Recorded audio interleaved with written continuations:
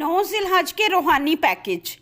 فجر سے قبل 2 یا 4 رکعت نماز تہجد ادا کریں، روزہ رکھیں۔ فجر تا اشراق نماز کے بعد 15 سے 20 منٹ تک اذکار کریں اور دعائیں مانگیں، خاص کر سورۃ یاسین کے بعد استغفر اللہ پڑھیں۔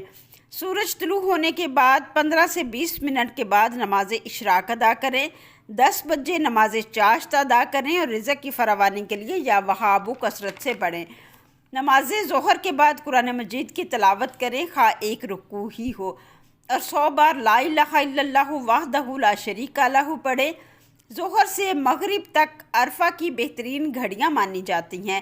ان اوقات میں صدقہ کریں، خواہ ایک انڈا ہی کیوں نہ ہو۔ مسلسل استغفار پڑھیں۔